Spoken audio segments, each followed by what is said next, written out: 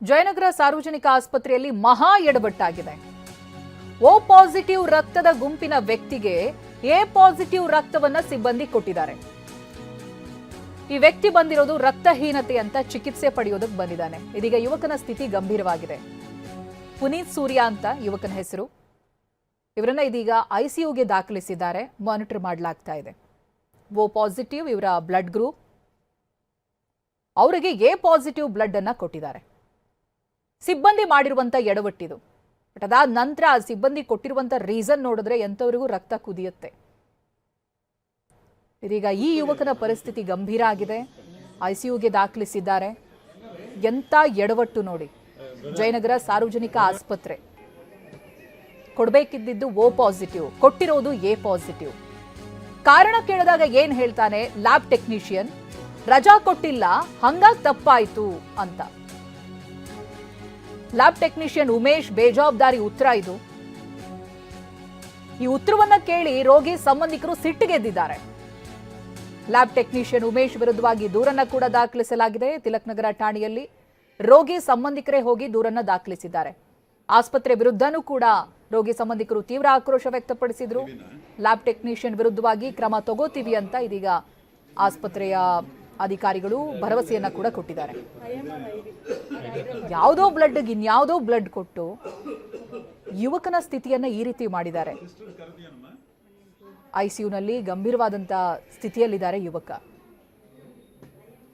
O positive ಬ್ಲಡ್ನ ಬದಲಿಗೆ A positive ರಕ್ತವನ್ನ ಕೊಟ್ಟಿದ್ದಾರೆ. ಯಾಕೆ ಹೀಗೆ ತಪ್ಪಾಯ್ತು ಅಂತ ಲ್ಯಾಬ್ ಟೆಕ್ನಿಷಿಯನ್ ಅನ್ನ ಕೇಳಿದ್ರೆ ರಜಾ ಇರಲಿಲ್ಲ, ಆ ಹಿನ್ನೆಲೆ ಹೀಗಾಯ್ತು ಅಂತ.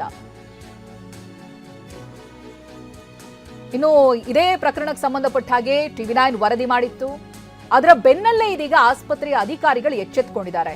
ಲ್ಯಾಬ್ ಟೆಕ್ನಿಷಿಯನ್ ಉಮೇಶ್ ವಿರುದ್ಧವಾಗಿ ತನಿಖೆಗೆ ಸಮಿತಿಯನ್ನ ಕೂಡ ರಚನೆ ಮಾಡಲಾಗಿದೆ. ಜಯನಗರ ಆಸ್ಪತ್ರೆ ವೈದ್ಯಕೀಯ ಅಧೀಕ್ಷಕ ಸುರೇಂದ್ರ ಮಾಹಿತಿ ಕೊಟ್ಟಿದ್ದಾರೆ, ನೋಡೋಣ. 1,500 ಜನ ಬರ್ತಾರೆ, ಎಲ್ರಿಗೂ ಸ್ಪಂದಿಸ್ತಾ ಇದೀವಿ, ಚೆನ್ನಾಗಿ ಜನರು ಖುಷಿಯಿಂದಿದ್ದಾರೆ. ನೀವು ಹೇಳ್ತಕ್ಕಂಥದ್ದು ಏನು ಅಂತ ನೀವು ಹೇಳೋದಕ್ಕೆ ಮುಂಚೆ, ನೀವು ಬರೋದಕ್ಕೆ ಮುಂಚೆ ನೆನ್ನೆ ನನಗೆ ಗೊತ್ತಾದ ತಕ್ಷಣ ರಜೆಲೇ ಇದ್ದೆ. ನಾನು ರಜೆ ರದ್ದುಪಡಿಸಿ ಕೂಡ ಕ್ರಮ ಕೈಗೊಳ್ಳೋದಕ್ಕೆ ಅಂತಾನೆ ಫಸ್ಟ್ ಏನು ಅಂತ ಬಂದು ನೋಡಿದೆ.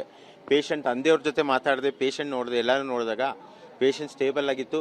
ಆಗಿರ್ತಕ್ಕಂಥದ್ದು ದೋಷಗಳು ಏನು ಅಂತ ಕುಲಂಕುಷವಾಗಿ ನಾನು ಆವಾಗ ಮೂಮೆಂಟಿಗೆ ತಗೊಂಡಾಗ ಓ ಪಾಸಿಟಿವ್ ಇದನ್ನ ಎ ಪಾಸಿಟಿವ್ ಬದಲು ಓ ಪಾಸಿಟಿವ್ ಕೊಟ್ಟಿದ್ದೀರಿ ಅಂತ ಗೊತ್ತಾದ ತಕ್ಷಣ ಇಮಿಡಿಯೇಟ್ ಆಗಿ ಫಸ್ಟು ಲ್ಯಾಬ್ ಇನ್ಚಾರ್ಜ್ ಅವ್ರಿಗೆ ಫೋನ್ ಮಾಡಿದೆ.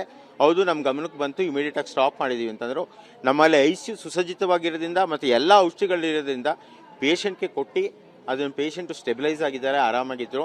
ನಿನ್ನೆ ಅವ್ರ ಜೊತೆ ಬಂದು ನಾನು ನೋಡ್ಕೊಂಡು ಹೋದ್ಮೇಲೆ ಎಲ್ಲ ಆಯಿತು. ಇವತ್ತು ನೀವು ಬಂದು ಕೇಳ್ತಾ ಇರೋದ್ರಿಂದ ಖಂಡಿತವಾಗಿ ಈಗಾಗಲೇ ಒಂದು ದೇವೇಂದ್ರಪ್ಪ ಅವರ ಸಮಿತಿ ಮತ್ತು ರೇಖಾ ಅವ್ರ ನೇತೃತ್ವ, ಆಯಮ್ ಅವ್ರ ನೇತೃತ್ವದಲ್ಲಿ ಅವ್ರಿಗೆ ಒಂದು ಕಮಿಟಿ ಫಾರ್ಮ್ ಮಾಡಿದ್ದೀವಿ. ಈಗಾಗಲೇ ಅವರು ಫೋನ್ ಮಾಡಿದ್ದು, ಬೆಳಗ್ಗೆ ಫೋನ್ ಎತ್ತಿರಲಿಲ್ಲ.